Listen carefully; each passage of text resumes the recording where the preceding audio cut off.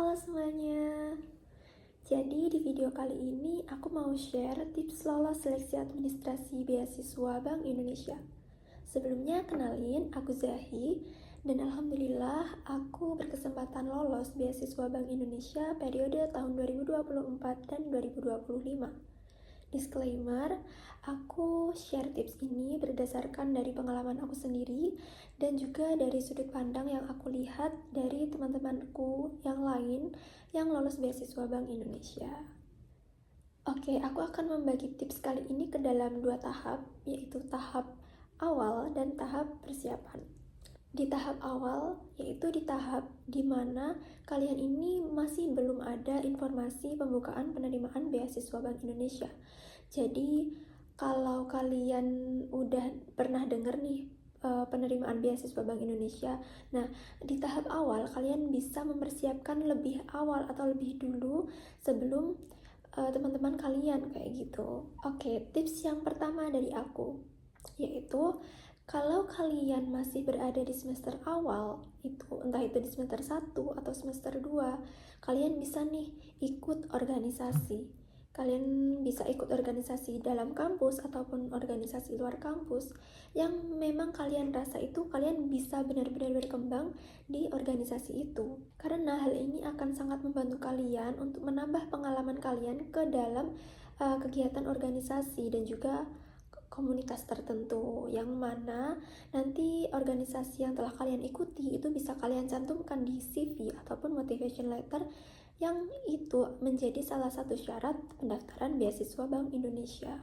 Syarat yang kedua yaitu misalkan kalian nih nggak pengen ikut organisasi atau nggak pengen terikat organisasi tertentu kayak gitu, kalian bisa nih ikut volunteer.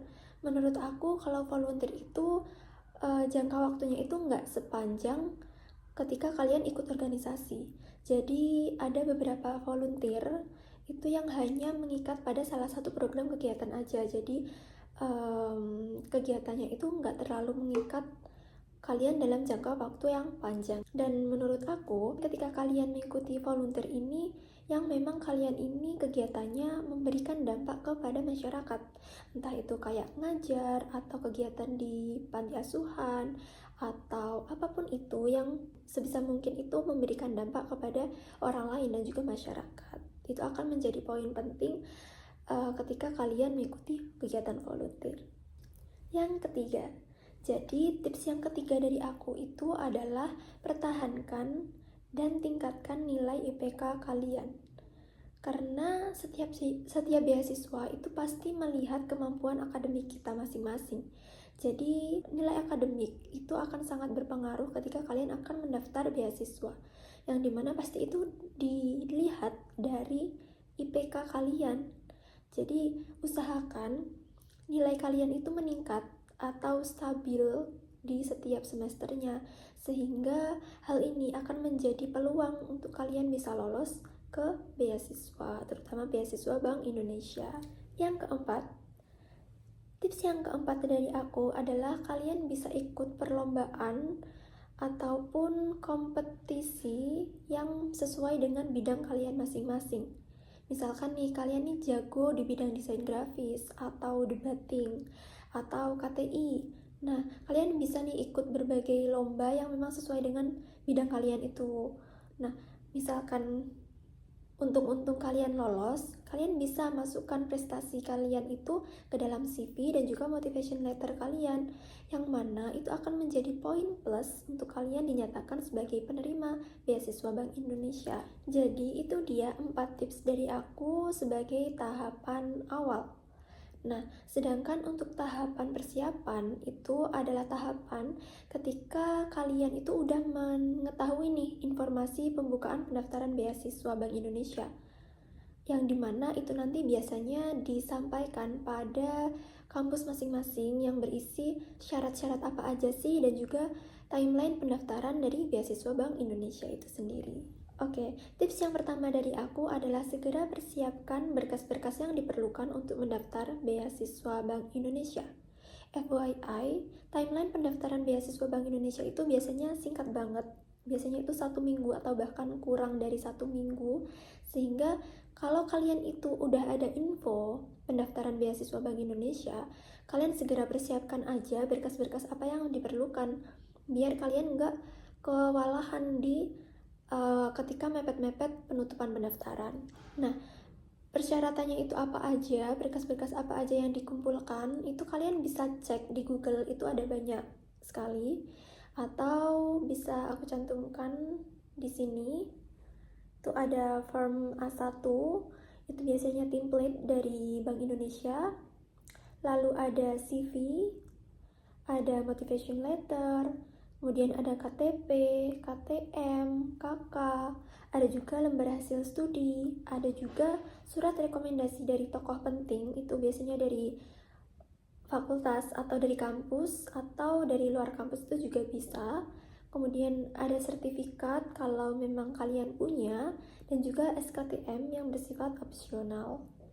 Nah, kalau di kampus aku sendiri, itu aku mengisi Google Form dulu, lalu mengunggah semua berkas-berkas pendaftaran yang diperlukan untuk mendaftar beasiswa Bank Indonesia.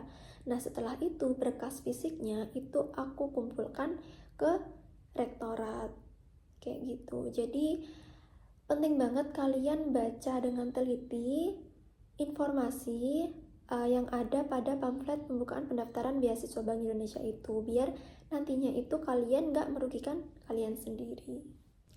Untuk tips yang kedua adalah sebelum kalian mengumpulkan berkas-berkasnya, itu pastikan berkas-berkas yang kalian kumpulkan itu sudah lengkap dan juga sudah sesuai dengan persyaratan yang diminta untuk mendaftar beasiswa Bank Indonesia ini.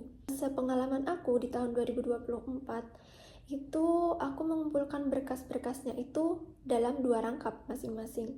Tapi di tahun 2025 ini ternyata hanya 1 rangkap aja. Jadi pastiin berkas-berkasnya itu udah lengkap dan sesuai dengan yang diminta. Ini sangat penting menurut aku, karena kalau berkas-berkasnya aja udah nggak lengkap atau nggak sesuai, ini juga akan berpengaruh pada kelolosan atau enggaknya kalian di tahap awal, kayak gitu. Tips yang ketiga dari aku, yang nggak lain dan nggak bukan, adalah perbanyak doa. Jadi ketika kalian masih masa menunggu waktu untuk pengumuman lolos tahap 1, kalian perbanyak doa aja. Kalian minta kepada Allah, kepada Tuhan, biar kalian dinyatakan lolos, kayak gitu sih kalau dari aku. FYI, seleksi beasiswa Bank Indonesia itu ada 2 tahap. Yang pertama itu ada seleksi administrasi, itu dari kampus masing-masing, dan yang kedua itu adalah seleksi wawancara, itu biasanya dari kantor perwakilan Bank Indonesia masing-masing. Jadi ketika kalian dinyatakan lolos seleksi tahap 1, yaitu seleksi administrasi, kalian harus mengikuti seleksi tahap 2 dulu, yaitu seleksi administrasi dengan pihak Bank Indonesia. Jadi, keputusan lolos atau enggaknya kalian sebagai penerima beasiswa Bank Indonesia itu tergantung jawaban kalian ketika melakukan seleksi wawancara dengan pihak Bank Indonesia. Oke, jadi itu dia beberapa tips yang bisa aku berikan ke kalian. Semoga tips yang aku sampaikan ini bisa memberikan manfaat kepada kalian, dan aku ucapkan terima kasih kepada yang udah nonton video aku kali ini. Kalau kalian ada pertanyaan ataupun saran, kalian bisa tulis di kolom komentar ya teman-teman. Sampai jumpa dan terima kasih.